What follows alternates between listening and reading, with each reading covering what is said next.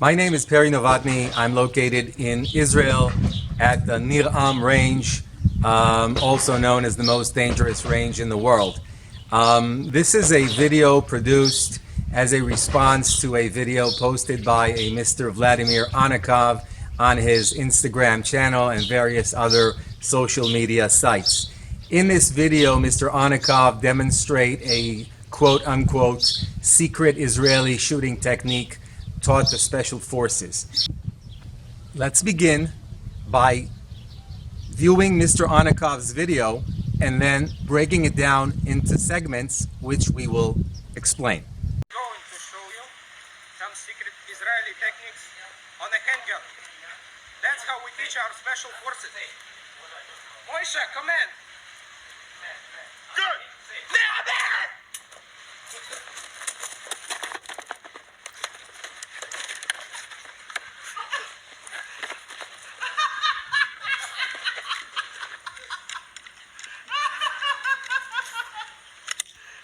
So the Israeli shooting techniques, where do they come from? What are they about? The Israeli shooting techniques used by Israeli security forces, not special forces, were developed in the early 70s when there was an outbreak in terrorism, especially in airlines, and Israel had to assemble groups of people to provide security in Israeli aircraft, vessels, terminals, etc.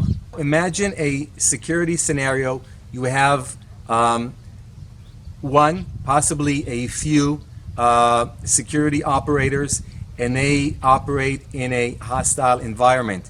They are surprised by a terrorist attack and they have to respond within seconds. That means that they operate on a principle that we call the lone fighter principle. There's no time to gather the forces. There's no time to issue commands. David, you run right, I run left. Doesn't work like that. Okay? It is a single or solo warrior doctrine. Okay? Many of the principles that you'll see in this response video that you saw in Mr. Anakov's video are based on this. The shouting, the rapid fire, the rapid movement towards the enemy, and other issues that we will be addressing in the video. Mr. Anakov's film begins with a shout. The shout is mechabel. The word he is shouting is mechabel, which in Hebrew means terrorist. Why would you shout terrorist? The reason is very simple.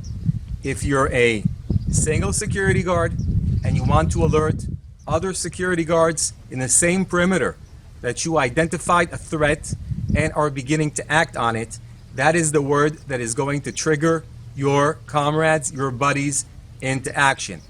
The second thing that you want to do is you want to alert the public. Remember that this is a security guard who is stationed in a mall, in a school, in a vessel or a terminal, possibly even an aircraft. You want to alert the people around you so they can seek cover, so they can take other action to protect themselves from the threat. The second thing that we see in Mr. Anakov's video is a cocking of the gun. A presentation followed by a cocking of the gun because the gun is in condition 3. What we'll be doing now is demonstrating the condition 3 cocking of the gun.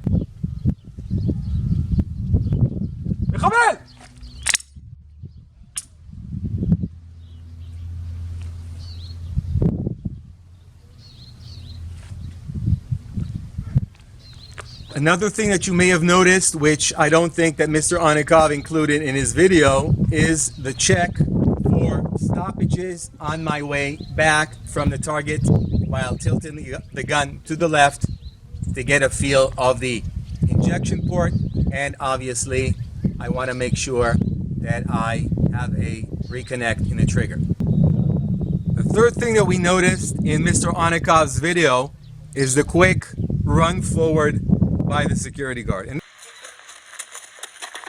This is very important to note.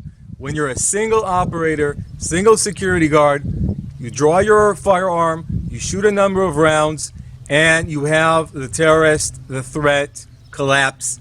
The next thing that you do is you run forward, okay? You run forward to finish the threat, okay? And this is what Mr. Onikov shows in his video, but there's something missing which I will try to demonstrate. Here we go. Come here!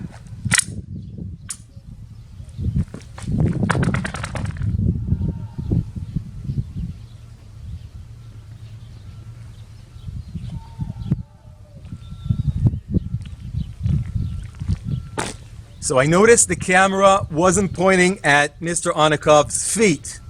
I did try to listen and see if I could hear the tapping of the feet sound, and this is something which is very unique for Israeli security operators, is that we believe that if you try to stop without tapping your feet, chances are you will slip. This is our method of coming to a stop quickly but in a steady fashion. The next technique which appears in Mr. Onikov's video involves a barrier and a sort of bobbing of the head type demonstration when approaching that barrier.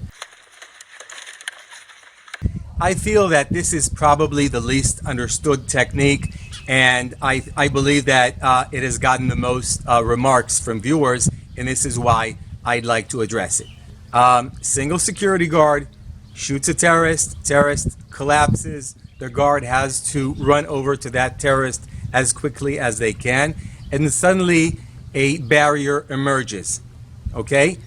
Earlier, there was a clean line of sight between the security operator and the threat, okay? The operator had to pass a barrier. For a second or two, the threat, which was previously on the floor, was not in full view of the security operator. In that type of situation, the security operator is required to, for his own safety, to quickly peep behind the barrier to make sure that the situation is not changed. Perhaps everything is in order, the threat is still down, quick peek, and the security officer moves forward. Let me demonstrate. Come here!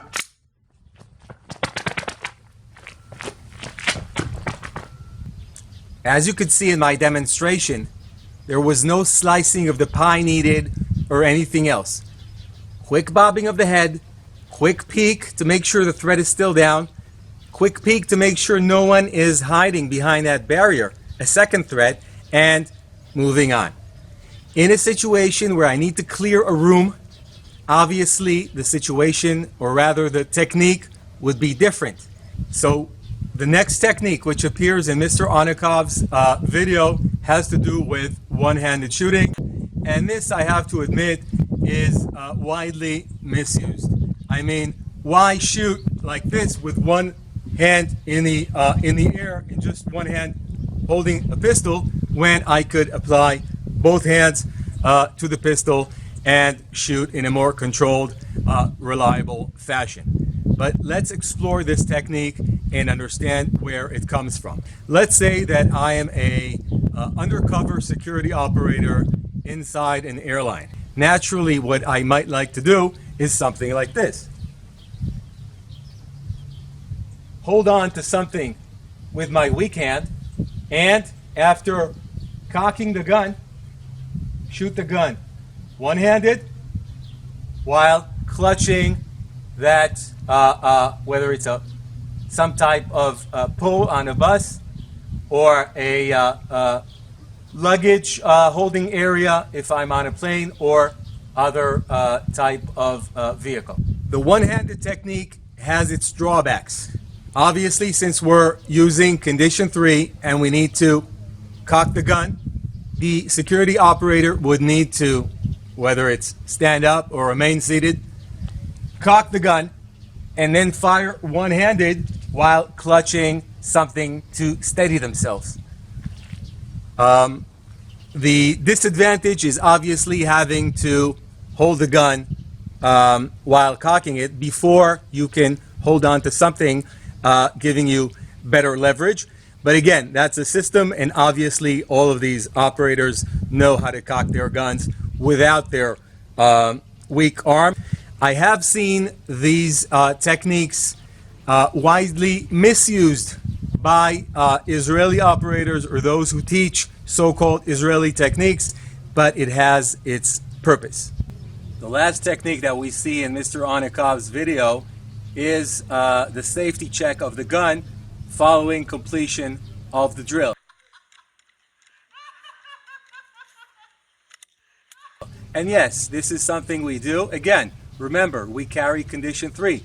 So upon completion of the drill, you want to make sure that the gun is empty and bring it back into condition 3. Since we are in a range, training in a range, we probably won't insert a magazine upon completion of the safety check and just holster the gun. Essentially, when the drill is completed, the operator would drop to a kneeling position in this type of situation.